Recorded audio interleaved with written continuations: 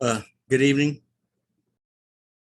Brother Bosses, want you to go ahead and do the preliminaries, and then we'll get started with the mayor. I just got a message that another candidate will be joining us in a moment, but we'll go ahead and get started.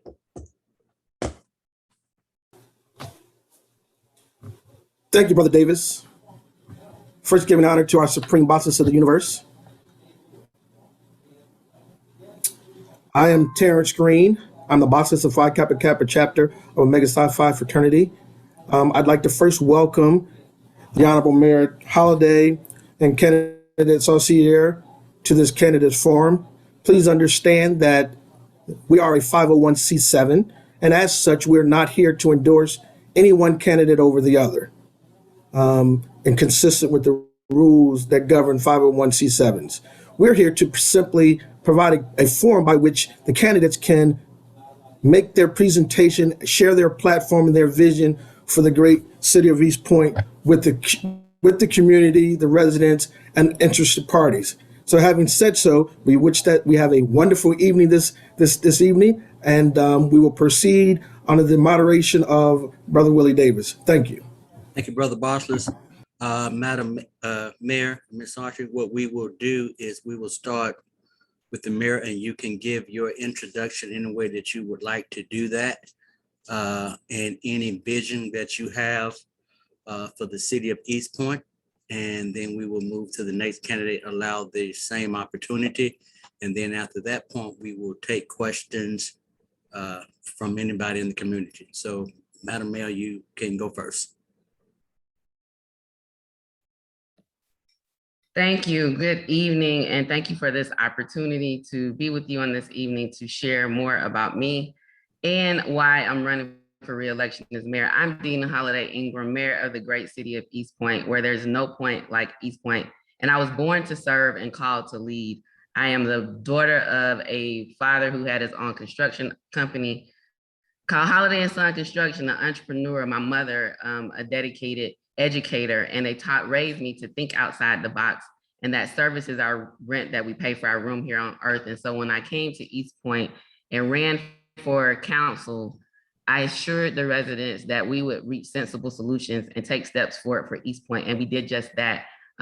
We passed a livable wage for all city of East Point employees. We started a joint learning committee to be able to help support our schools and our youth and bridge the gaps in out of school time to extend learning and increase parent and student engagement. We started Golden Age resource fairs for our seniors, and also had health initiatives to increase healthy lifestyle choices of our residents, amongst other things of changing and improving the image of this city and being able to move forward and cast votes for a new city hall and a new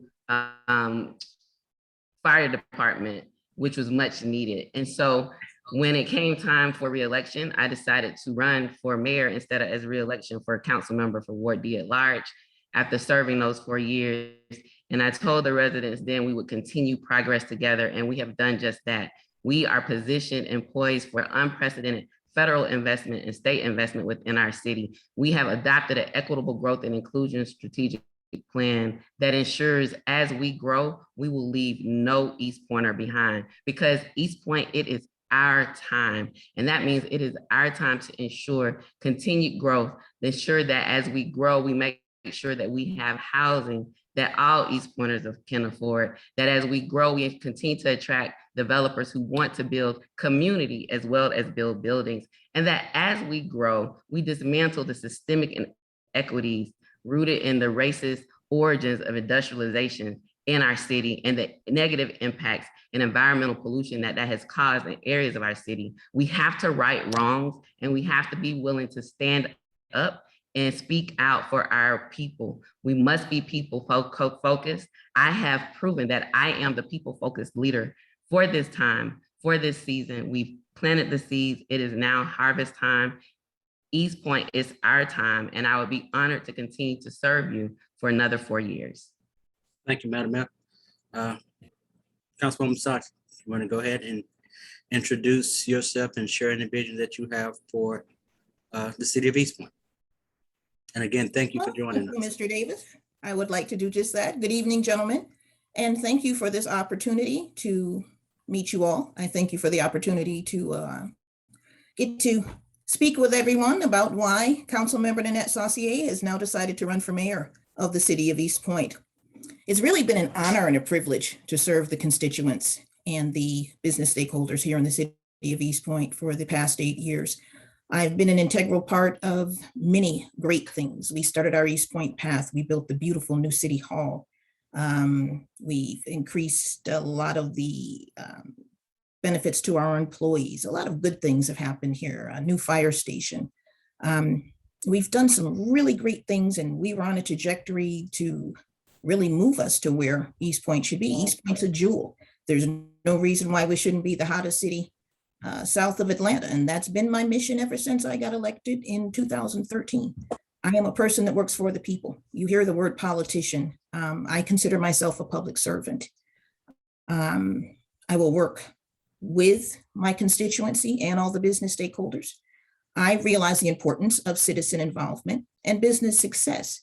These are things that are crucial to the development of the city. Whenever we're doing things in the city, we have to include our constituency. We have to think about our business stakeholders. The businesses here are very important to the success of the city. But you know, East Point isn't the same East Point it was when I first moved here 22 years ago. It's not the same East Point 40 years ago, 5 years ago. The world is changing, and East Point's changing as well. And these changes require a change in how we take care of things. In the past 4 years, I haven't seen any major development here, which is disturbing to me. Safe streets are important. Litter has become a problem here. The quality of city service delivery is something that needs to be addressed, and something very critical to the success of our city and people's ability to do business here is our permitting system, which has been broken for way too long. Now, there's a lot of common sense solutions for some of the issues that I've discussed, and these are the ways you handle things. These are services that we have to provide to our constituency and business stakeholders. We know that things are not working properly, and we have to switch the concentration to being focused on East Point. By staying focused on East Point and working on solutions, as a council member, I'm tasked to write laws. If I know laws that are currently on the books don't work, well, guess what? I need to work with staff and experts and find out, how can I improve this law to make it better for all involved in East Point? And these are the types of decisions that I want to be involved in. I want to see East Point thrive. I want everyone here to live a good quality life. I want safe streets. I want our employees to be safe and make a great living. So what I want to do is be the mayor that shows up, listens, values your input, works with our business community, all in effort, working together is how we are going to make East Point the best it can possibly be. So thank you for allowing me to introduce myself. Okay. And I would ask that anybody that's watching as it relates to Facebook or either on the Zoom, if you have any questions, please put that in the chat or something, and I will make sure that we present those questions to the candidate. So let's talk about East Point. And I guess everybody think that they know East Point. So I am a native of Atlanta, so I certainly have watched East Point change. And when people think about East Point, they just think about that place that you got to pass through when you get ready to go to the airport and things like that. So my question, first question is, and I think a lot of people in the community that I've heard and when I asked about, is just the concept of working with other municipalities. East Point is bordered by College Park, City of Atlanta, Hateville, and South Fulton. So the first question is, as mayor, what would be your vision as to working with those other municipality leaders that's going to be a benefit to the citizens of East Point? And Madam Mayor, I go with you first. Thank you for that question. And throughout my service, not only as a council member, but as a mayor, I have worked collaboratively with all seven cities in South Fulton. I currently serve as the president of the South Fulton Municipal Association, which is the association for the 8 cities in South Fulton County. We have worked valiantly as mayors to advocate together collaboratively, not only with South Fulton mayors, but also North Fulton mayors to get CARES Act funding for the cities. Because at one point we were not receiving any funds, and I'm sure a lot of people paid attention to those meetings at that time when we had to fight and literally advocate to get our just due from the county to make sure that we could have funds to help our residents get through this unprecedented time of uncertainty with the pandemic. We also work collaboratively through the Aerotropolis Atlanta Alliance, of which I serve as a board member as mayor of the city of East Point. And we're looking at ways to look at our borders and zonings around those borders to see how we can make them more compatible as we promote ourselves as a region to be able to attract businesses and development into this region, the Aerotropolis region, to be able to say, you know, we have prime property that borders Hateville, College Park, South Fulton, and all of our cities are connected. How do we work together to deal with and look at our zoning ordinances, look at our permitting and processes within these areas of our borders to make sure we're able to help attract development and make it more easier for people to do business within the Aerotropolis area. The South Fulton mayors are also working together with MARTA around improving transportation within our South region through MARTA expansion and repairs of our stations, through looking at ways in which we might be able to promote development within those regions. And so I've continued to work with all of the mayors within the county, have a very close relationship to the 7 mayors of the other 7 cities in South Fulton.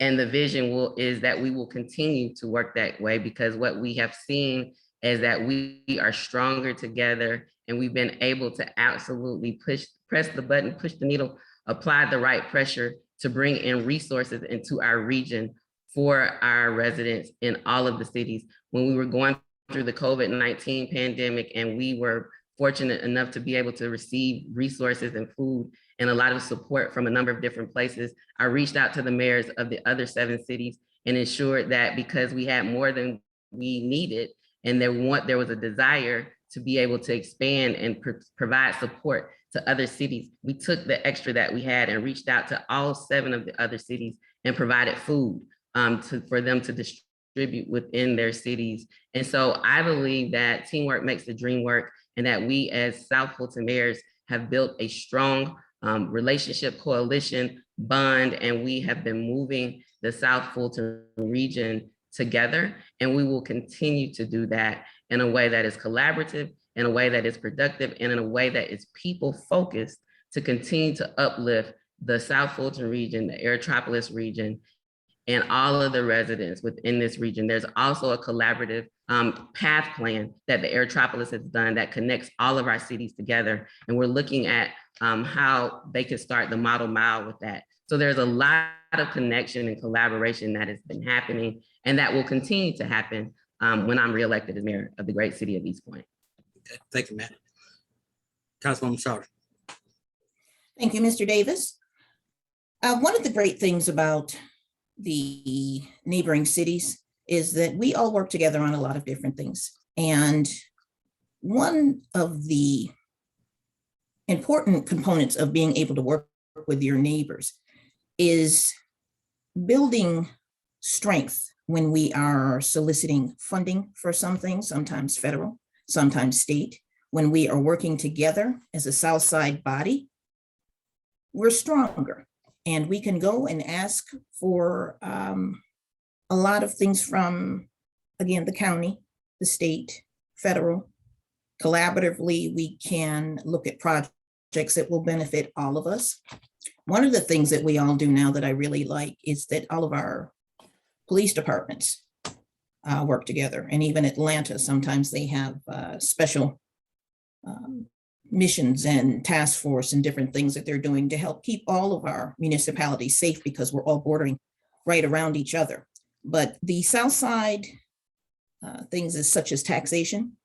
When we work together and we all come to that big Fulton County meeting, we can kind of collaborate and figure out what would be the best way to pull our fair share down into the south side. We always hear this north-south issue, but one thing that we see on the north side that we hadn't seen until recently on the south side is all of these cities work together. So by us working together, it makes the south side stronger. So we make a stronger front and working collaboratively. And a lot of times for the same thing, we have a greater power in numbers. When especially when the city of South Fulton came into play, that gave us a lot more numbers to go and stand before the state and federal representatives when we are looking for assistance with things. Continuity in communications and road projects, transportation projects. There's a lot of great things going on down here in the south side now. The path that is going to go through several municipalities. We've got a lot of things coming in the Aerotropolis development. So along with working with these cities, I think that the south side is going to see a boom that is going to put us in a great position for your future development and make us a location that is going to be desired for both residential and the business community. And that is the entirety of the East Point and the neighboring cities. So I'm looking forward to it. This is an exciting time, and working with people, you get to accomplish a lot more. Thank you. Okay, just to stay with that, and I will come to you, Councilwoman Salter. There's a question. And the question is, residents in Ward D on the western border, okay, what plans do you have to deliver service to this area? We don't have a park, recreation center, or other quality of life services. Well, actually, there are plans for an aquatic recreation center. Initially, the location that we thought we'd be able to put it in, we had some problems with the land. There is some property that the city was going to discuss with the residents about putting this center back there. It's going to be an aquatic center. They're talking about an Olympic-sized pool, workout rooms. I mean, a full recreational facility, programs for our youth and seniors. Just something that we're bringing to the community to, it's an asset we need. We've had that one rec center in Jefferson Park for a long, long time. It's time for another one, and having the added benefit of a pool, not only is it another resource for our residents, but we can generate revenue. We can have meets there and, probably rent that pool out. But it is something that we need and something that I'm looking forward to getting started. It was, of course, the pandemic threw everything back a year, but the city manager was ready to go. Unfortunately, there was some opposition to it, but he's looking forward to bringing that back to the community very soon and getting started on that project. So I think that that side of town, she's absolutely right, or they're absolutely right. There's not any major park facilities, but the aquatic center that the city plans on building is going to be located in Ward D if the plans go the way they're written now. So that's something for you to look forward to. Thank you, Madam Mayor. Your response. Yes, so I live in Ward D and I'm very familiar with this area. And at one point we had directed the city manager to actually create a park going down Washington Road right before you get to 285. If you go to the right, there's an area over there that was owned by the city. But then there was a unilateral decision to not move forward with that because a business or in business park had a desire to expand their use in that area in a way that I think would negatively impact the quality of life of residents. And I think that's probably one of the few votes that I had to break a tie on, because putting that type of use next to apartment complex over there was going to negatively impact the quality of life of residents there. That said, we've had community meetings about a park, a recreation center, whether it's aquatic or whether it's soccer, whatever amenities are within it. I think it's something that the community should decide. And when we were looking at it initially, The funding source was going to be, the city manager was recommending hotel motel tax funding for that. During the pandemic, our hotel motel tax fund took up almost a 70% hit. And so imagine if we had started a recreation center funded with hotel motel tax, that would mean that we would be in a situation where the funds would not be there right now to be able to support that. So we've learned a lot of lessons during the pandemic, and we have to figure out ways that are more sustainable, less volatile to what could potentially happen in the tourism industry to support those types of business facilities, I should say. That said, Microsoft, as many of you have heard, is investing $420 million in data centers in the city of East Point and Ward D, in this area where there was talk of an aquatic center, or where the Georgia Soccer Park is. And let me back up to that. We do have a public-private partnership with the Georgia Soccer Park, and through that, build a building to help create a space to attract more tournaments, more soccer activity within Ward D. And also a part of that was also talking about whether or not we could put a facility on the Georgia Soccer Park field as a part of that partnership. As we look forward to welcoming Microsoft into our community, I've been in conversations with a number of leaders within Microsoft and their community development team, and they are looking to listen to what the residents have asked for. There's been a request to see, how Microsoft might be able to support some level of recreation in that area. And so what we're doing is looking at all avenues to explore to bring recreational opportunities into Ward D. We do know that that is the ward where there isn't recreational opportunities being offered. I can assure you that as we move forward, we're going to continue to explore options. There was also a piece of property where the rec center was supposed to go, but now the Atlanta Community Food Bank is there. And so there have been a number of opportunities to get a recreational center within Ward D. That will not stop. I will tell you, we definitely need to find more stable and more reliable funding to be able to support that initiative in building those buildings and that infrastructure.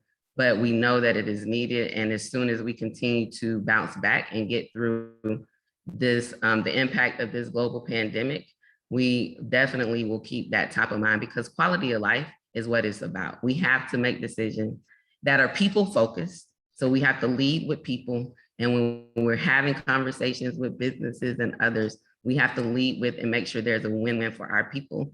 And I look forward to continuing to do that as I partner with businesses that have come into this city. During the last 4 years of my leadership, there has been over $500 million, over $500 million of investment, economic development within the city of East Point. And we're going to continue to do that. And as we seek more community benefits from people who come in and do business in our city and say, we want people who are committed to building community as well as building buildings. And how can you come in and be a good corporate citizen within our community to help do these types of things, provide benefits to our community from a park recreational facility, helping connect to our East Point Path Plan that has the 16 segments that goes throughout the cities. So these are continued conversations that we're having. Rest assured that we will not leave. When I say leave no East Pointer behind, I also mean leave no ward behind. We will ensure that we have these types of amenities in all areas of our city. And again, East Point is our time. Over the next 4 years, we'll be able to see those things come to fruition. We couldn't have predicted the pandemic, and it did have an impact on some of our plans, but we stand ready, willing, and able to continue to move forward. Well, I do have sort of a follow-up, and neither one of you can answer this. And it's more so, I guess, for those who are in the city of East Point, when you say Ward D, and there was some tentative plan for some type of record. Can you tell us, either one of you tell us exactly what that location was or is? So those who may not know specifically, where's this proposed project exactly located in the city of East Point? I can, Mr. Davis. Originally, a proposal was made to put a park very close to the 285 and Washington Road area. However, the Parks and Rec director at the time had opposition to placing a city park there, and so did our police department because of concerns about some of the people that were identified in the area. You're never going to put a place where a child is going to play without ensuring that it's absolutely safe. And we had concerns about the area because there's the way Ward D is laid out, we were having problems finding a big space, big enough to put a good park, you know, where we could put playground equipment and other amenities that people would be looking for. But we did want to put a park in Ward D because we don't have anything down in that area. So that initial area was taken out of consideration, and that was voted on by council. The second area we were looking at was around the corner of Washington Road and Camp Creek Parkway. That wooded corner there was another area we were considering, but that didn't work out. The land now is close to the soccer park that we currently have. They're looking at that as the location. My concern with that location was about people being able to access the location because it's not, say, on one of your main drags, but that's something that, of course, we can look at. We had several community meetings to show the rec center. And this rec center isn't something that was decided on by the council of 2014 or the council of 2018. It was actually the city council of 2012 that made the vote to have the aquatic center. So it's been approved since then. It just hasn't been brought to fruition. And that's one thing that I would really like to see happen. A lot of times things are voted on or there's plans that have been made, but they're not beneficial to the community if they never come to pass. So this is something that we have to ensure is built and is available to the community. The city manager had a lot of public input, but again, the pandemic kind of put things back, and unfortunately there was sudden opposition to that park, but we need it. We need this amenity. We need it for our residents. We need the extra facility. We need something for our children to do. Extra after-school programs are very important to keeping these kids busy. You know, you've got to keep the youth engaged, and any opportunity to give them extra help with school or maybe extracurricular activity they can get involved with and be in a safe environment at the same time. These are things that I'm looking forward to bringing to pass. So I'm hoping that very soon the city manager will be bringing that back up and we'll be able to get it up and built and bring it to the citizens so they can use it. It's not helping anybody when it's sitting on a piece of paper. Thank you. Okay, I do want to ask, and we do have a number of questions. I do want to ask a question, probably out of line, but I think it's relate to the recent question. And this question is, I guess, how is citizen engagement solicited, and how actually does that input influence the city's decision? And I'll let you go with that first, Madam Mayor. So citizen engagement is solicited in a number of ways. So as the mayor, I have launched several initiatives for citizen engagement. So pre-pandemic, I was having quarterly community conversations at City Hall, town halls of sort, to bring the residents in to give them an idea of how government works from a high level, the different departments, what they're responsible for, as well as mobile mayor. So having a van going through the community at different locations and setting up a pop-up office on the corner to engage with residents. We also launched volunteering in the point as a way, VIP program as a way for residents who want to engage and help move the city forward, to connect with organizations and initiatives that are happening within the city to be able to help us move forward. We also have had a number of town hall meetings, and there's public comment opportunity during our council meetings, as well as I attend all the neighborhood association meetings that are, when they were in person, I would go frequently throughout the year, and also have continued to attend those virtually. When the pandemic hit, we had virtual community conversations in town halls. And those are ways, when we went through the equitable growth and inclusion strategic plan, and adopt the process, about 18 months to adopt that. We had a community survey that was answered by hundreds of residents that addressed a number of different areas within the community. We had big idea Zoom sessions to talk about equity issues like community benefits ordinances, inclusionary zoning, how small businesses, as well as in-person listening sessions at the park to talk about the industrial moratorium that was in place at that time and to get citizen feedback from that. All of that said, as well as community events and things of that nature. But all of that said, the first pillar of our equitable growth and inclusion strategic plan is community engagement, having an engaged community that is more involved in the decision-making process of the city. To your point, Mr. Davis, you asked about the decision-making. And I think that is an opportunity where we can definitely explore more, put more efforts in exploring ways. Some of the recommendations talked about looking at our boards and commissions where we have resident engagement within that as well, but maybe looking at, do we need different ones on different topics? How do we look at maybe exploring an MPU of sorts like they have in the city of Atlanta, where there is more of resident and neighborhood engagement in the decision-making process, as well as looking at other strategies like are being used in the city of Athens. And so we are looking at, as we implement this equitable growth and inclusion strategic plan, yes, continuing those levels. Hey, good evening, bros. Apologies on this, man. Brother Davis, multitasking. Mute yourself, Brother Davis. Sorry. Okay.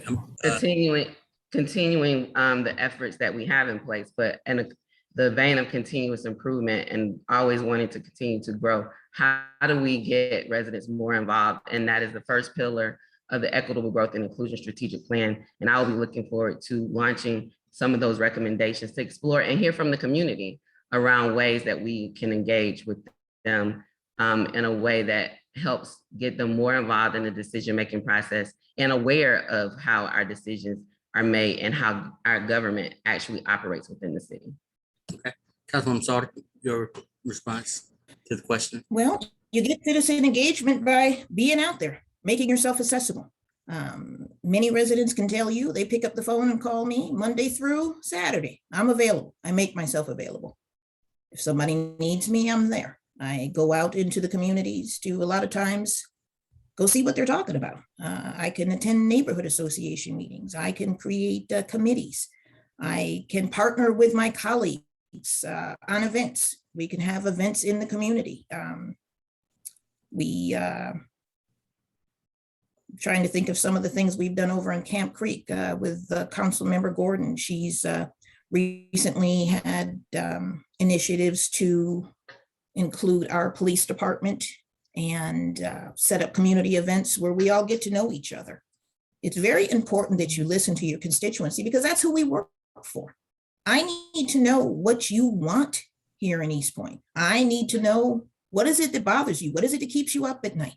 What is it that you want to see different? We have to have these conversations because these are the people that are here. I have to speak to the business community. What's not working for you? These are the conversations that we need to have. And we can talk to them at council meetings. We can talk to them at special meetings. As a matter of fact, right before this meeting, we have a development going on here over on Stone Road. And previously, the two owners of those, the property were causing damage to the established community. They were violating these people's property rights willingly, intentionally, didn't care. That is not acceptable to me. So that's another way that I communicated. I set up a meeting. I brought in the person that owns the property now and their representative. And I just, right before I joined this, I just got off a meeting with the community. I sent out cards to let them know, okay, I'm going to set up a meeting. I know you're all concerned about this. I've been here with you. I live here too. Being out in the community, sometimes just walking around, letting people know who you are. I always enjoy during the holidays, we get donations and we give out turkeys. And just treating people the way you want to be treated. You know, you get to know the people here in East Point. You get to know the business community. You work with them. You talk to them. Communication is not a problem. You just treat people the way you want to be treated. And as a public official, you should always be accessible. Now, I do take Sunday so I can go to church and revive and get ready for the following week. But my constituents will tell you they can reach me Monday through Saturday. I mean, I'm not up on a pedestal. I live here too. I'm here to do the work and working with the community. Again, I don't think this can be the best East Point unless we include the citizens and include the business stakeholders. We have to, because we're all here in this big bubble of the great city of East Point and working collaboratively and communicating with people, treating people the way you want to be treated. Then we make great partnerships. It's really common sense. But I have a question. I'm gonna start with you, Councilwoman Sarr. Is and I don't know, because it seems to be a problem that when there's storm or no storm, that there's a significant power outage. And so what are your plans to outline a plan on infrastructure to upgrade to make sure I get to reduce these outage? So I don't know, that's everybody said power going off in East Point. So what are you going to? Yeah, we have had quite a few outages, but that's a part of operations, which is under our city manager. I, however, am relaying the messages, and I am very concerned. The pandemic, a lot of us are working at home, so power was more important than ever. All utilities, of course, you want them there when you go to use them. One of the problems is this city, one of the things that makes it so beautiful is we have so many trees. A lot of these trees are on private property, and we have large trees. I mean, I just cut down an 85-foot oak tree, okay? So if we have residents that have these trees on their property and they can't afford to take them down, it's my job to try to figure out a way, okay, what programs can we come up with? How can we help get these trees down? It would make more sense to take the tree down than it would be to let it take down some power poles and some power lines. As far as infrastructure, I am concerned about the infrastructure. I have mentioned to the directors, do we need to upgrade our generation hubs? We're having too many power outages, and we have to work with the city manager and staff to figure out, exactly what is going on and how do we stop it? It has to stop, period. So whether it be using some of the unrestricted money that we get from hotel motel funds to set up a program to take down trees that we know would jeopardize electricity transmission, or if it's that we need to replace the infrastructure, whatever we need to do, it needs to be done. And this is one of the things that I would like to focus on, which is city service delivery. We're not doing our best. I had one day my power went up 7 times. So I know there's a problem. I'm not going to negate the fact that there's a problem, but you have to have a body that is concentrated on working on the same thing, which is resolving issues, okay? So that is one of the things I would like to do, come up with ways for people that can't afford to get these trees down, get them down. If it's something that the city needs to do, let's get on it. No more excuses.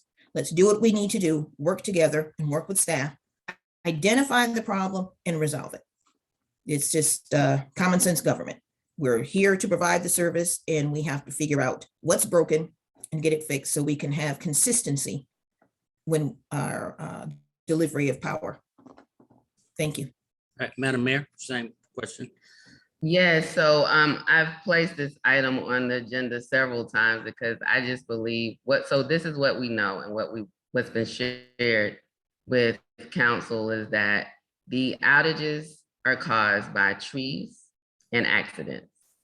So either trees falling or accidents where people are literally hitting the pole and taking out the pole. We know we can't really prevent accidents from happening, but the trees falling, it seems to me, and we've even gone so far as to have a discussion at a council meeting regarding, and the city manager indicated he would have the GIS coordinator look at and GIS the trees within the city to see if there's a way to determine which trees are aging, right? And which trees are at a point where they might really fall. Because what I've said time and time again at these discussions and council meetings, because again, the city manager is responsible for the day-to-day operations. And so the mayor nor council members can make any directives. And so in order to give a directive, it takes 5 council members or 5 members of the city council, which includes the mayor, or break a tie. And so having those discussions, I've said time and time again, like if we know it's trees, when they fall and take out the power line and, basically cut power to a number of houses within the area, we end up going in, cutting them up and transporting them off. So we're removing the trees, but unfortunately, we're doing it in a reactive way once they fall and taking out the power lines and taking out the power. And that's probably costing us more money because now we got to fix the power line and restore the power when we could have just cut the trees. So we've had this conversation on a number of different occasions. I look forward to the city manager bringing back that map that he talked about, looking at GISing our trees and trying to figure out where we have aging trees. We have actually funded and have funded for several budget years a tree trimming department. So we do have people who go out and trim trees, but there's more that needs to be done if the majority of our outages are because of trees falling. And I know of residents who tell me that they've called in and reported that this tree is about to fall. This tree is gonna cause some damage. And unfortunately, eventually it does. We need to start responding to those calls with a proactive approach instead of waiting until those trees fall down. As well as, and there've been a number, when we talk about infrastructure, a lot of times people think or bring up the question of underground utility lines and whether or not we should be looking at that. I can tell you the installation of underground utility lines is extremely costly. But as President Biden pushes forth the infrastructure bill, and there's a lot of innovation and a lot of, it is grounded in equity. His administration in the work, one of the fundamental principles is equity and really looking at communities like ours that have been disproportionately impacted by inequities to be able to restore those. So maybe there will be some funding and we can, work with our federal lobbyists to see if there are ways to explore that. I can tell you when underground lines, when the power is cut to underground lines, it takes more time to restore the power because again, they're underground. They're more aesthetically pleasing, but they are extremely costly. So looking at ways for federal funding, there's a move to having electric vehicles. There's a move to really pushing for as far as energy being cleaner. So I think there may be some opportunities, and we will continue to keep our eyes and ears open for federal funding or even state funding that might be able to help us deal with the infrastructure needs. We have some substantial infrastructure needs. We have over $326 million of pretty much inherited infrastructure needs for water, sewer, and stormwater from, and we no longer can avoid those and we have to make repairs. And we've been able to do that. But the federal funding we just received $1.6 million through partnership or through advocacy of Congresswoman Akima Williams. We received $5.7 million for GFA loans to help us with our infrastructure. So we're going to continue to look at those types of opportunities, even as we look at addressing our electric infrastructure needs and how do we leverage the resources that we have to be able to attract additional funding to do more, but how can we be proactive with tree trimming and not reactive when we know that the majority of these power outages are from trees falling down and accidents. The accidents we can't control, but I do believe we can do more about tree trimming, and I will continue to advocate for that and continue to follow up to see where the city manager is around trying to be more proactive in dealing with these trees versus reactive. I have one question that someone wants to know, and maybe either one, and I will start with you, Madam Mayor. Was there a benefit to this industrial monorail? And what is it, for those who may not know? Yeah, so let me give the history of that. And I absolutely have a resource that I can refer you to hear it in their own words. So the industrial moratorium was put in place on February 13, 2020. To deal with the industrialization within our city and the city, because of our location, being attractive to warehouses and large warehouses, million square feet warehouses and more industrial type uses. And as we grew, we knew we were experiencing unprecedented growth.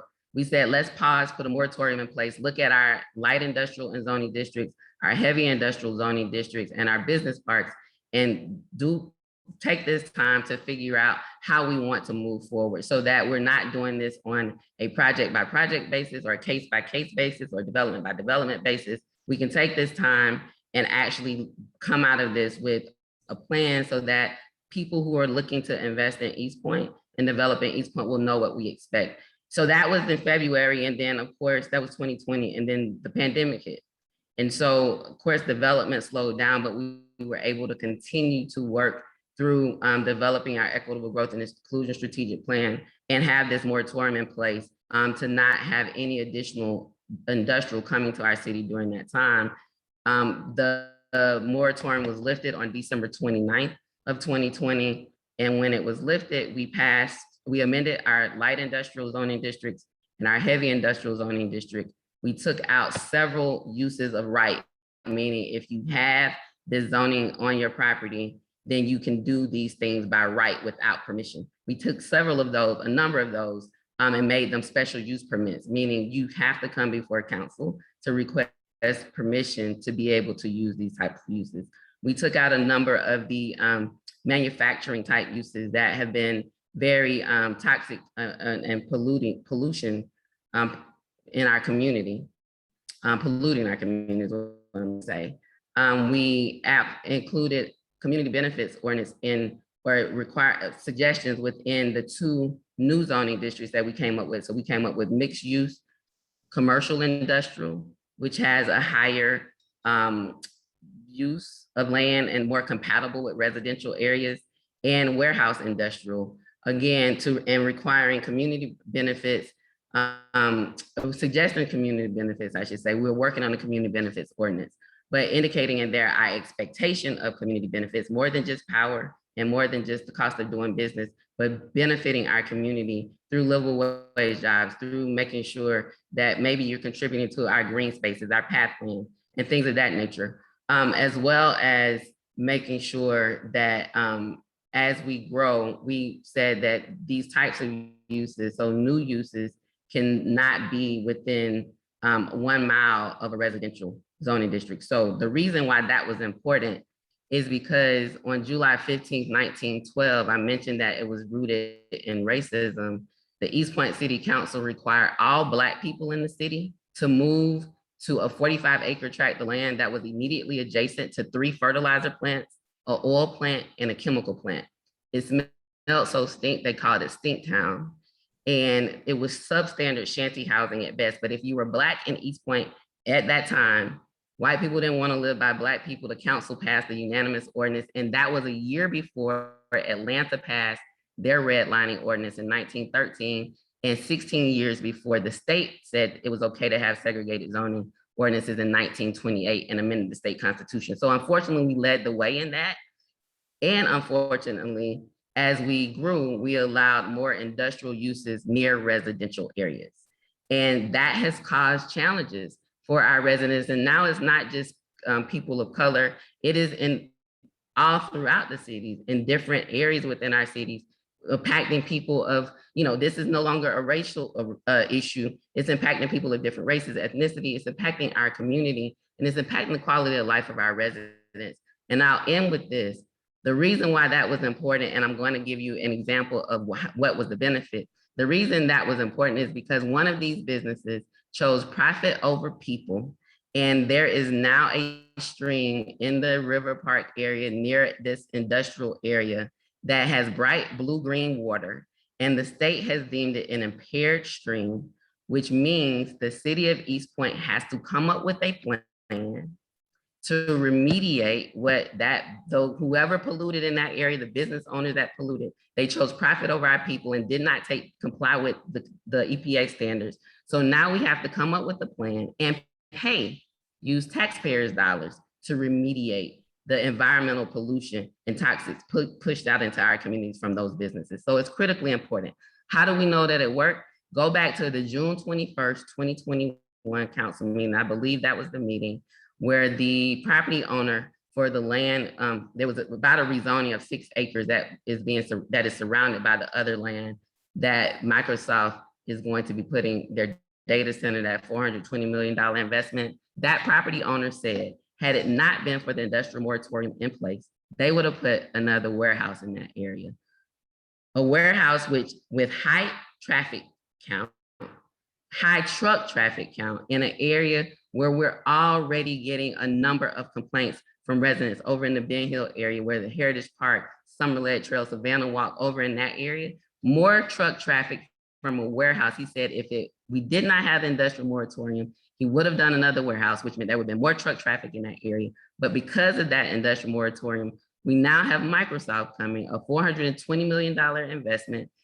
It is a low impact industrial type use in that there'll be about 5 different buildings. The data centers, maybe 35 to 50 employees. There are a number of concerns that the community has shared that I've already shared with Microsoft, and there's a willingness to look at those community concerns and work with the community. Microsoft has had a town hall meeting, a virtual meeting with our community to hear from our community. So that is the impact of having an industrial moratorium in place. $420 million investment, bringing in a Fortune 500 company that is going to be able to, who is willing to, and has an infrastructure in place to partner with our community to help continue to do more community benefits. So yes, there has been a direct impact. And that was, again, June 21st, 2021. You can go to eastpointcity.org, click on government, watch live, and you'll see the previous videos.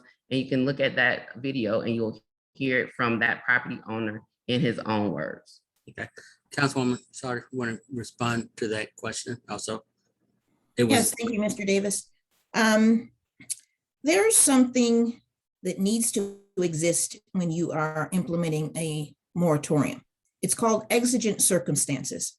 What that means is that whatever is being proposed is going to be so detrimental that it would cause some real serious, irreversible harm to the area. Now, when this was first proposed, I asked, what are the exigent circumstances? Why is it necessary to impose this moratorium? To this day, I have not been told, nor were there any, which is why I wasn't told. See, a moratorium was so broad and so intrusive that no sooner than we passed it, we had to have a special called meeting to amend it. And the reason we had to do that is we almost lost a major utility contract. Because of the restrictive nature of this moratorium, the person that was bringing the business here that was going to buy loads of electricity, which will help us sell the excess electricity that we have, that will eventually allow us to look at reducing residential rates. One of the things we'll be able to do. So this person, it just, fate would have it. This person came to get their permit right after this industrial moratorium was imposed. They would not have been able to get their permit if that moratorium had not been immediately amended, which is why you have to know what you're doing, what the repercussions are if you do it. And you can't just look at one thing. You have to look at it holistically. If I take 2 steps, what is going to happen with the third? When you are working in a municipality, everything you do has an impact. It impacts people's lives. It impacts people's ability to do business. This moratorium impacted people's ability to do business. And that's not what the city is here for. The city needs to work with business stakeholders to make sure they're successful. The money that they're putting into this city helps us run this city. It's paying for police, fire, infrastructure. They are putting a lot more money into the city than what we collect in residential taxes. So when you make decisions like that, you have to think about all consequences, not what an external party created and came in and told you. You have to research things when you're doing them. You can't just, oh, that sounds good, let's go. No, we caused a lot of harm. One of our largest businesses here lost a lot of money when that moratorium was imposed. That's not responsible business, nor is it anything that we should make it a practice of doing. We also need to stop misleading people by vilifying terminology. Industrial zoning may sound scary, but Amazon is industrial. Amazon's not dangerous to the community. Amazon pays a minimum $15 wage. We are very close to the airport and most major interstates. So of course, logistics industry is going to look at East Point and consider East Point for that. The area in Ward D where we have several business parks, that's what those parks were built for, industrial warehouse type developments, and that's what's over there. We have zoning laws that are created to protect the city and protect residential areas, protect the city itself, protect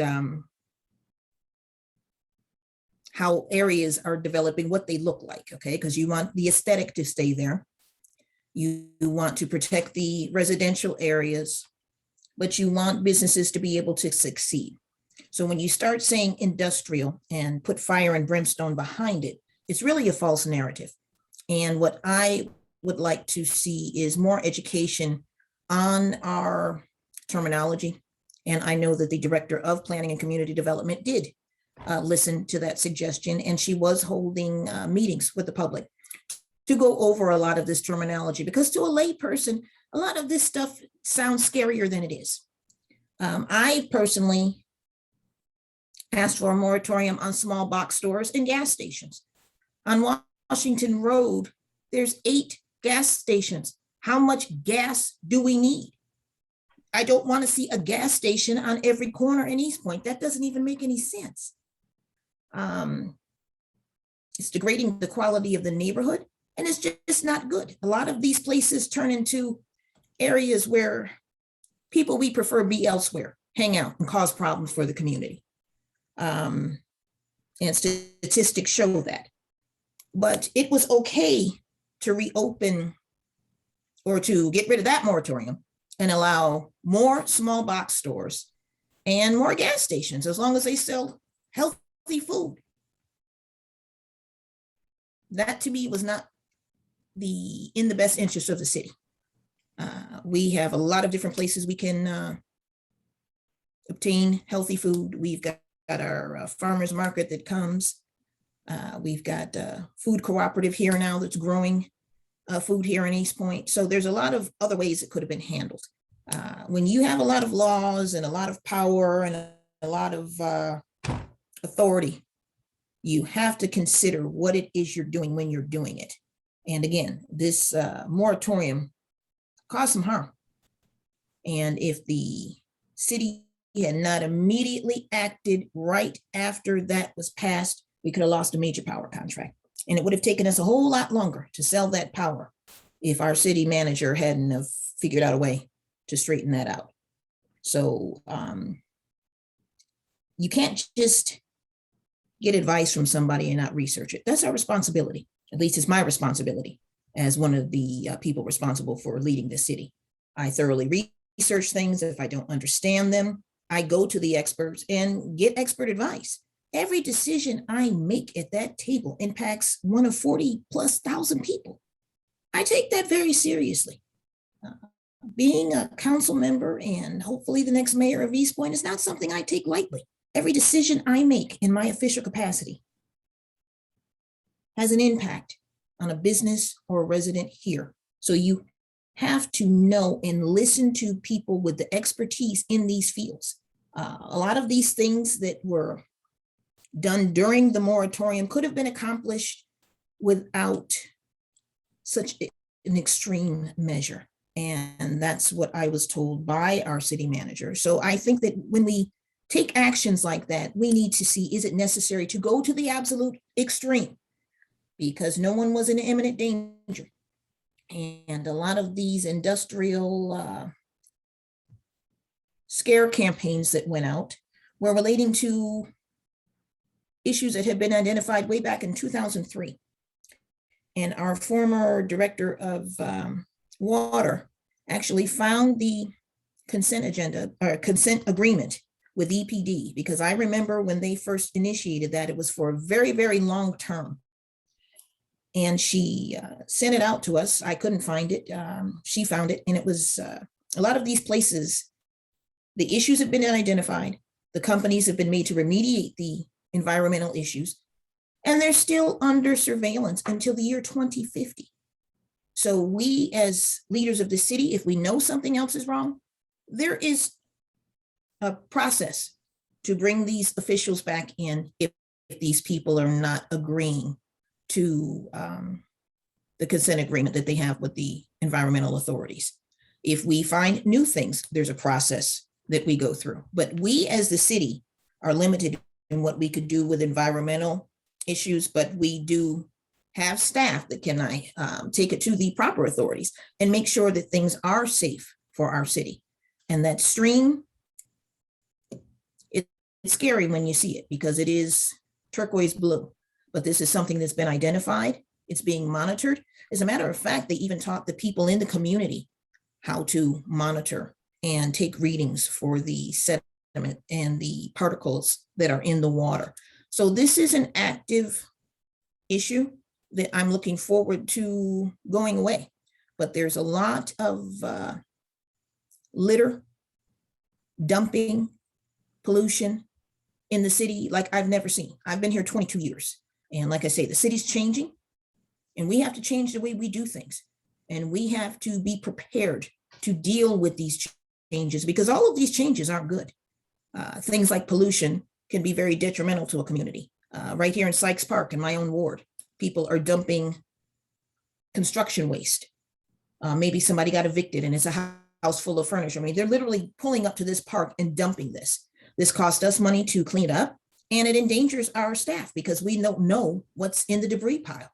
I don't like that staff even has to take that risk. So these are things that we need to be working on. We need to protect the city. We need to protect our staff. We need to create laws that address the issues of today. If we have environmental issues, well, we need to work with the authorities that take care of that and make sure the laws are here to protect the city, protect the residents, protect the community, protect East Point in its entirety. I'm very conscious of environmental issues. You know, we all have to do our part when it comes to protecting the environment. Global warming is something that we all see the impacts of now. So anything we can do, whether it be small part or large, we need to be active and create the laws that are going to make sure that the city is sound. We need to create building laws and zoning and laws that are going to protect the environment, protect the communities, but allow business to function. One of the caveats in this latest zoning change amendment that was passed in December is, I'll use Amazon again. If that company burns down to the ground, they will not be allowed to rebuild as they're currently operating. Now, I don't know where that came from, but that doesn't make common sense to me. Because if the company can't come back, the city's losing revenue, people are losing jobs. A lot of local people may live there. So there's just some things that the experts that are hired by the city of East Point, that we hire to give us the expertise that we need when we're making these decisions, they should have been more involved. And I don't think we would have had the problems that we do now. Thank you. So we got one more last question. And then I will allow both candidates to make the closing pitch. I will go first with you, Mayor Ingram, since you started first, and end with you, Ms. Art. But here's the one question I think a lot of that, I think that Camp Creek Marketplace is in the city of East Point. And I would take that Camp Creek Marketplace is certainly a great economic drive for the city of East Point. Now, the other problem is on the negative, that we hear people in the community always talking about crime in the Camp Creek area. And I do realize, and I see over behind where I guess that used to be Sprint, that there is an East Point precinct. And what I see in that area is just police cars. I've never seen a police officer. It looks like just a parking area for police cars. So my question is, and I just want both of you to take a minute to, to answer this. If crime in Camp Creek Marketplace is an issue and you have a precinct in that issue, where are the police officers? Councilwoman, I'm sorry, you can go first on that. Thank you, Mr. Davis. That precinct is actually not manned because we do not have the number of police officers we need to keep it fully manned. Unfortunately, during this administration, we've lost quite a few of our first responders. One of the reasons being their insurance benefits were very expensive. Last night, I was so thrilled that we have finally come up with an answer to that dilemma. I'm gonna let you know, if you were a first responder and you had a family, your medical insurance alone was $979 a month. If you added vision and dental, that knocked it up to over $1,000 a month. So if you could be a police officer in East Point or firefighter in East Point, paying over $1,000 a month for your benefits, or you could go to another municipality and pay $400. I mean, they want to bring money home, not leave it all with their insurance. So we came up, our insurance broker came up with a wonderful plan that's going to reduce their costs for their benefits, which hopefully will be one of the major steps that we need to take to retain and recruit our officers. I mean, we bring them in here, but unfortunately, they go to other municipalities with cheaper benefits and maybe additional benefits that the city did not have at the time. So I'm looking forward to rebuilding up to our full numbers and being able to have some officers over there in all of our community centers. We have one on Washington Road as well. One of the business owners in Delow and Headland offered one of their spaces, but we need to have the staff to be there. We need the staff, period, just to keep the city safe. All of the marketplace is not in the city of East Point, but unfortunately, when something happens, East Point catches the rap. But I will say, it was last summer that Council Member Stephanie Gordon collaborated with resident, very active Mrs. Jordan, and the council member in Atlanta. Her first name is Marcy. I can't call her last name. And they work together. I'm sorry. It's Councilwoman Marsha Overtree. Thank you. I knew it was an O, but I couldn't think of it.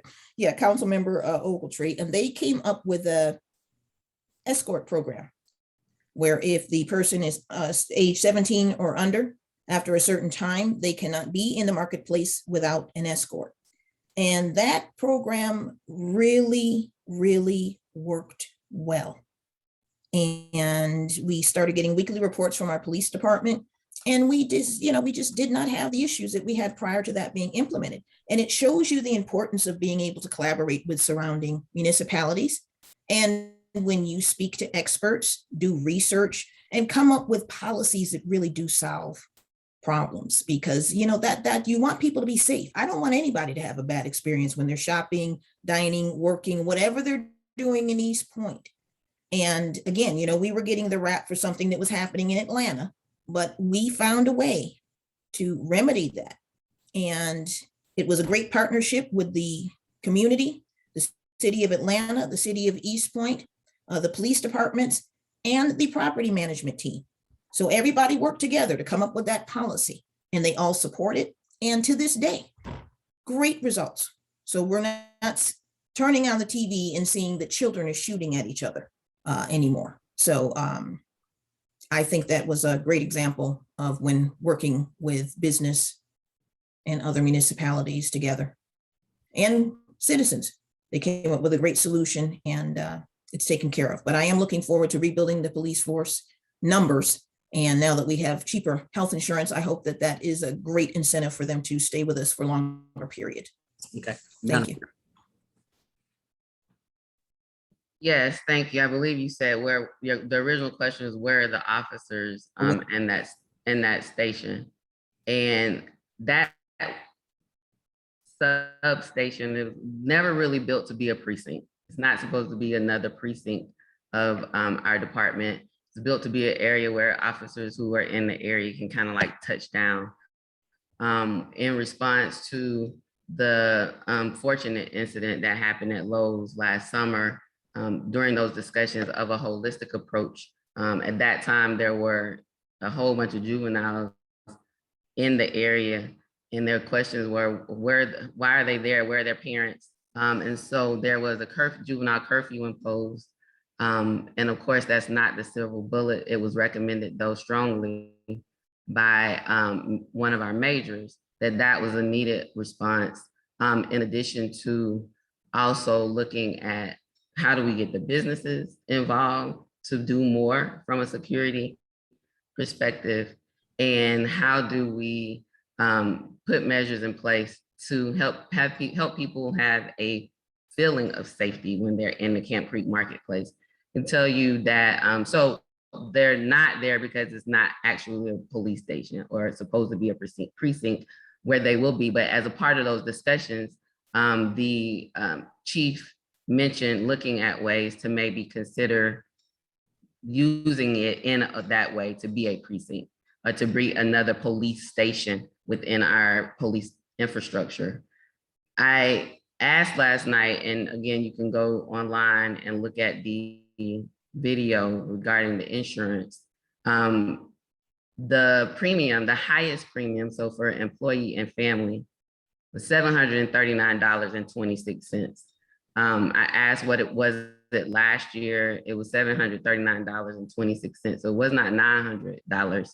It wasn't over $1,000. I do believe that as we talk about building our police force, after George Floyd was murdered in broad daylight on the streets by a police officer, the police departments across this country experienced challenges with retaining officers, with recruiting officers. We, since being on council, being a council member, so I'll talk about my service and things that were done as a council member as well as a mayor. We allocated over $3 million for a 5-year crime plan that the police chief provided to us at that time. And that included updating like vehicles, so capital investments. It included making sure that our police officers had the tools that they need. All of our police officers have body worn cameras. We have tough books. They have the equipment that they need, but it also included pay raises.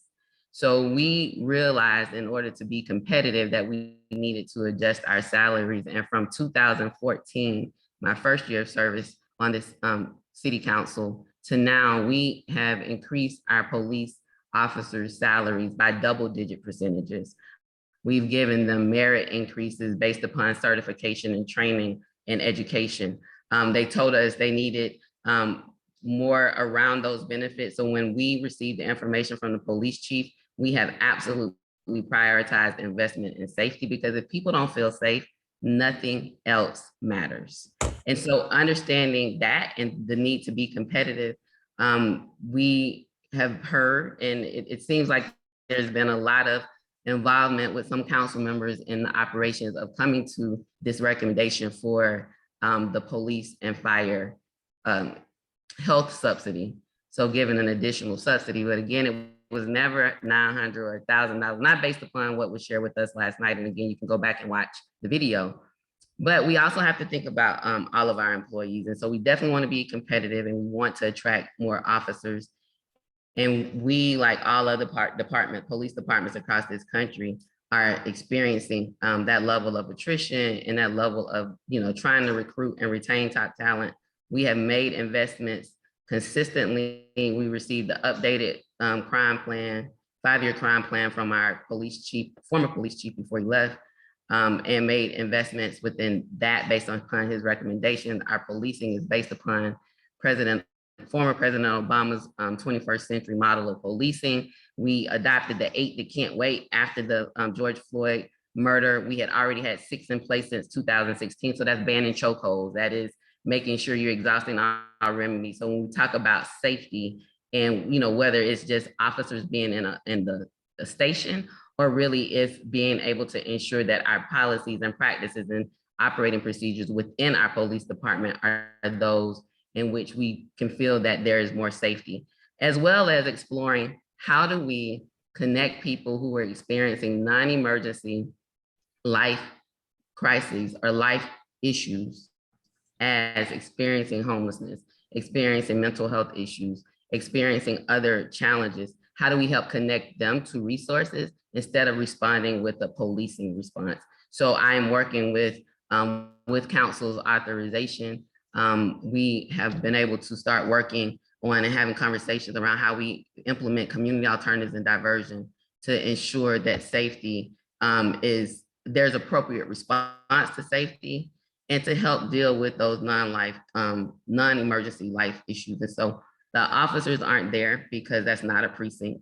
The police chief indicated that he would be exploring that as a part of, ways to continue to deal with the issues in Camp Creek. Crime is down across the city. We just had a report last night that our crime overall, including violent crimes, is down by 12%. And so there are a number of different things that have been going on in the Camp Creek Marketplace area, tag readers, making sure that, increasing the use of videos through businesses, having increased patrols in the area. There was a coordinated effort with the county, the neighboring cities and their police departments. So it's collaboration that makes safety continue to be that feeling that people have. But as we move forward, I look forward to hearing from the city manager, and maybe he'll wait until the new police chief comes in to talk about what will be done with that touchdown station, so to speak, not a precinct that is in Camp Creek that people believe is a precinct though. So let me say that when you see it, that's what definitely comes to mind.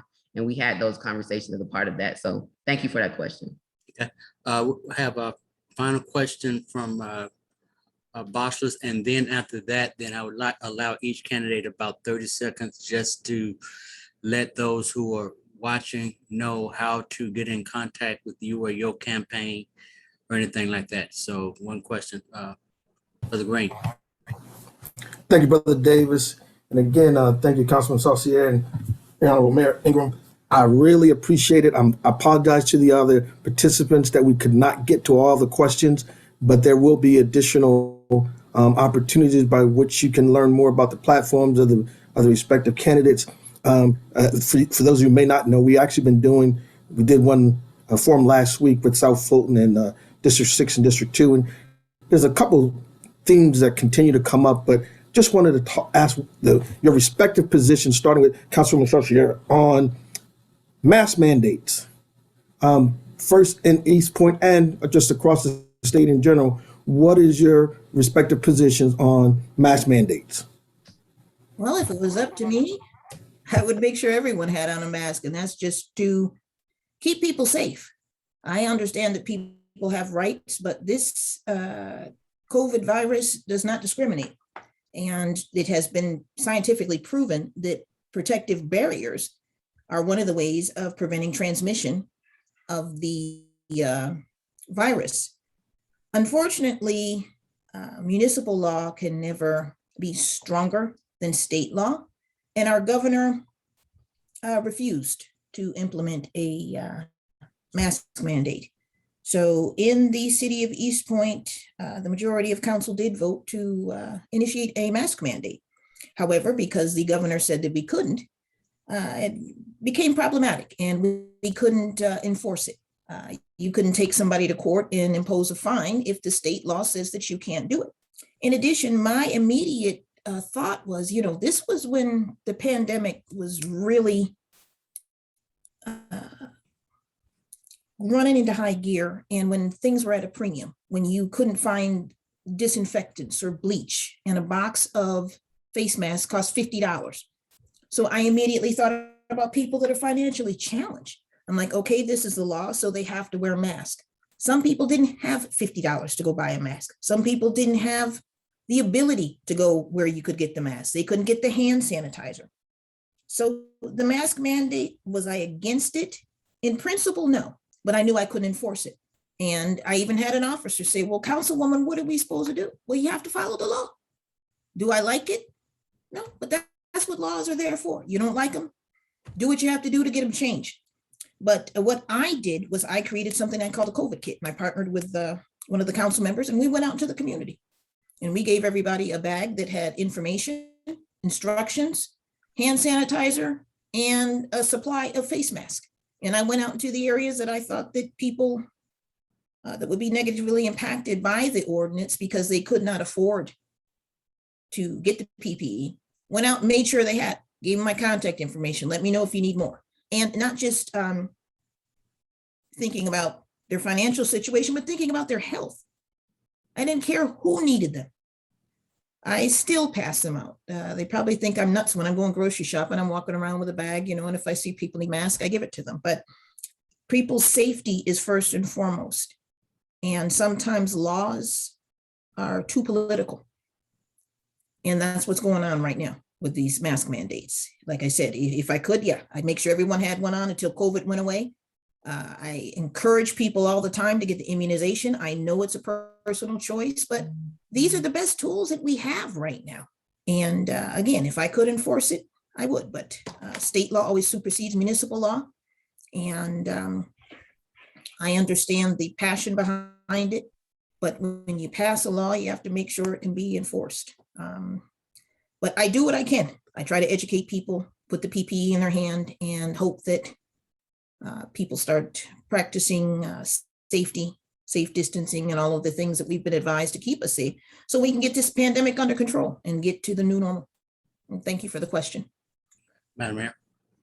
Yeah, so unfortunately, the lack of leadership at the federal and state level at the onset of this pandemic subjected people across this country to a situation that did not have to be political, but should have been people focused and prioritizing people over politics, party, and profit. When the city of East Point adopted the mask mandate, so I was on a call with mayors from around the state through the Georgia Municipal Association, along with medical experts from Emory. And we were told on that call, if we don't impose a mask mandate within the next couple of days, it is going to be exponentially worse. I called an emergency meeting to impose that mandate, mask mandate, because I was sick of the politics being played at the federal and political level, and I have a responsibility and duty to the people in the city of East Point.